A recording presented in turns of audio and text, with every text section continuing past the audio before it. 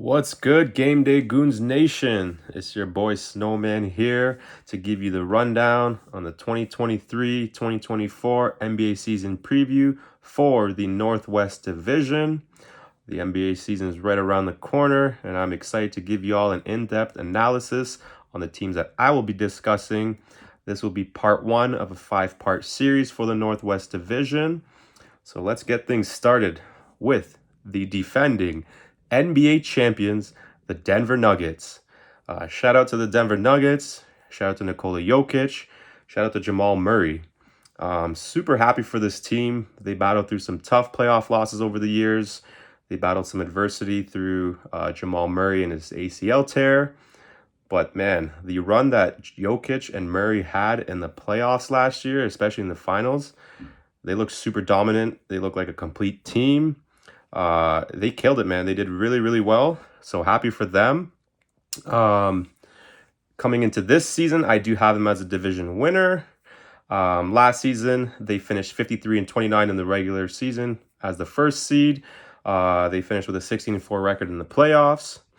For all you degenerates out there, the over-under line on wins, current odds are at 53.5, plus 105 odds on the over, minus 125 odds on the under. I think I'm going to go with the under on this, but just slightly. They'll still win 50 games, potentially between 50 and 53 games. But I think this team takes a little step back this year.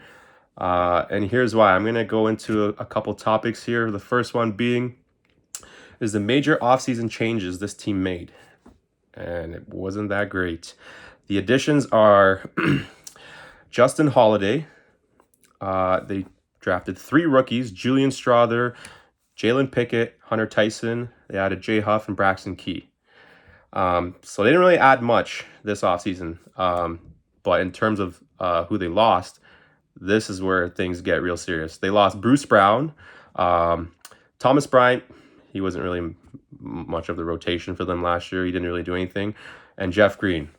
They also lost Ish Smith and Jack White, but the 2 main guys here are Bruce Brown and Jeff Green. Those 2 guys were key components of their playoff run last year. Losing Bruce Brown is going to be more significant than what people are going to think. He's a Swiss Army knife who can do it all. One of the better 6 men in the league last year. He provides some shooting from the 3-point line, some scoring. He played a little bit of the point guard role when Jamal Murray would head to the bench. Great on-ball defender. He could guard multiple positions. So, I mean, he was a very important player for this team. And then Jeff Green, Uncle Jeff Green, old man Jeff Green, he was a good vet presence. He provided floor spacing, could knock down the 3-ball. He provided some solid defense. He could guard on the perimeter, and he'd also guard in the paint as a small ball 5. So for their off season, honestly, I'm going to have to give them a grade of a D, man. They lost key playoff bench contributors in Bruce Brown and Jeff Green. They drafted 3 rookies, but these rookies aren't going to contribute much on a championship contending team. Maybe Julian Strawther gets some consistent run later in the season, but I just don't see it. I think they have the championship hangover. Jokic did say not too long ago he didn't enjoy his summer due to the long championship run being so long, and he said he only touched the basketball a few times. This is kind of concerning for a team that just won the NBA championship and you're looking to contend, but you're not really taking it too serious right now. So I am a little worried about this team. In terms of fantasy relevant players, I'll start with Jokic. He's the number 1 fantasy player last year in 9-cat leagues.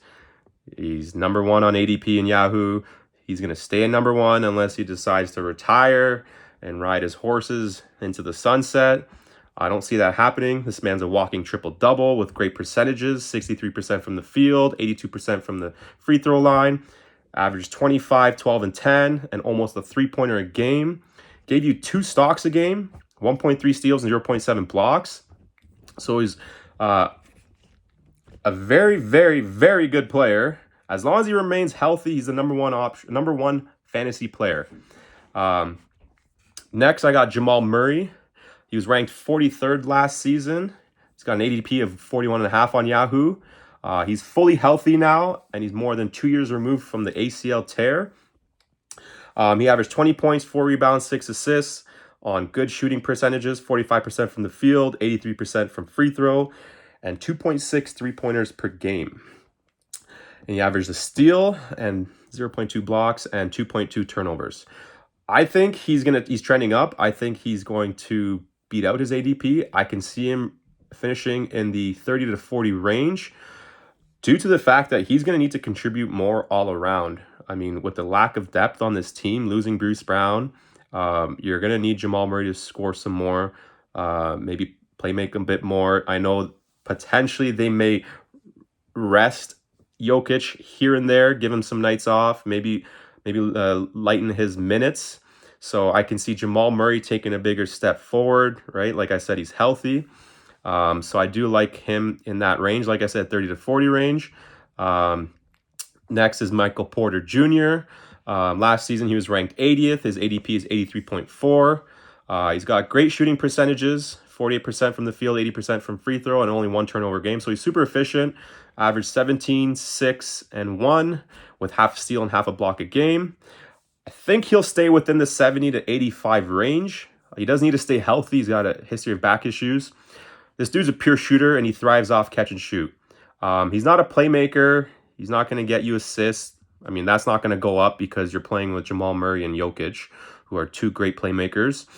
But his scoring can go up. I think he could be a 20-point per game scorer, maybe a bit more, because they're going to need him to score the ball more.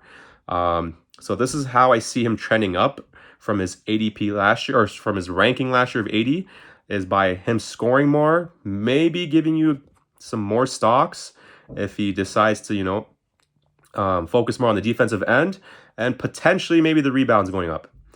Next up is Aaron Gordon. He was ranked 121 last year. He's got an ADP of 118.5 on Yahoo.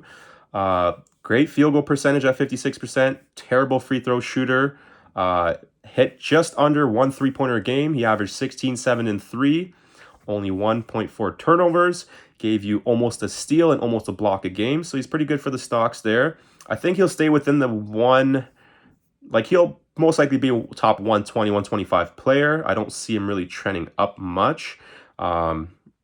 Maybe he can hit a couple more threes, or not a couple more. Maybe he can hit 1.5 to 2 3-pointers a game. Potentially. He did shoot it pretty well in the playoff run there.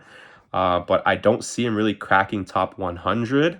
But definitely would still draft him in some of the later rounds. The other guy in the starting lineup is Kentavious Caldwell-Pope. Last year he was ranked 135. He's got an ADP of 139.5 on Yahoo.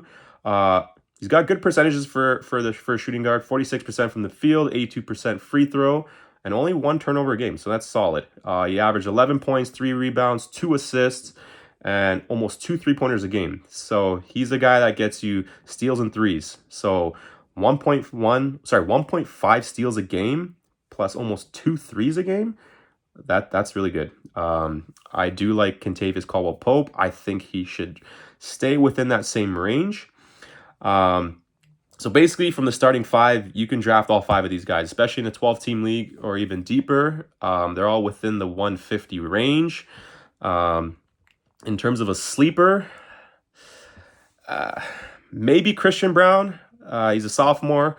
He was ranked 195 last year. He does have a current ADP of 140, I believe, on ESPN. If you really want to take a flyer on him, maybe with your last pick, but you may even be able to just scoop him up off the waiver. He averaged 4.7 points per game, 2.4 rebounds, 0.8 assists last year. Shot 50% from the field, but his free throw percentage was not that great at 62% and only half a turnover a game. He had half a 3-pointer a game, half a steal per game, and barely any blocks. He's a solid defender, good off-ball cutter, willing passer. He knows his role. He shot 35% from 3, but he didn't shoot a whole lot of threes. It did trend down as the year went on. He's more efficient around the rim.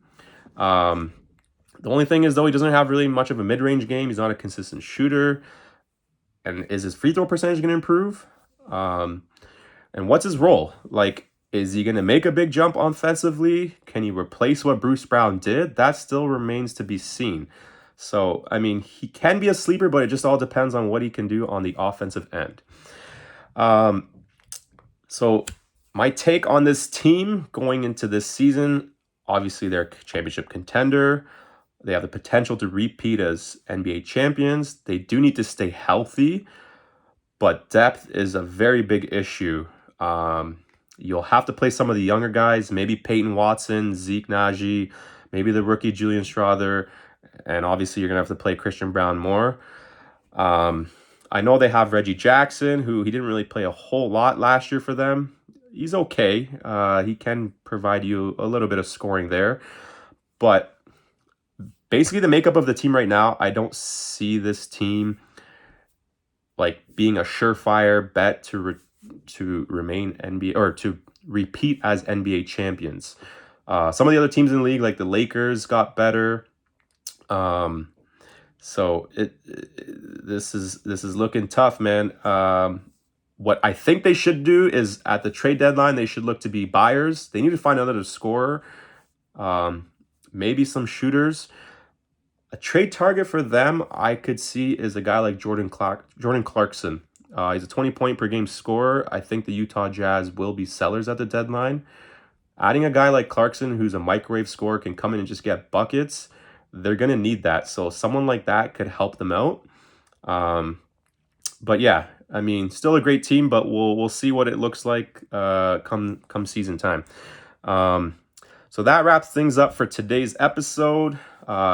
Take a look at all the other team previews on our channel for some in-depth analysis. Don't forget to hit the like and subscribe button, as well as ring the notification bell. I would greatly appreciate that. Make sure to follow us on Instagram at GameDayGoons.tv and on TikTok at GameDayGoons. Thank you, Game Day Goons Nation, for tuning in to today's episode. We are out. Peace.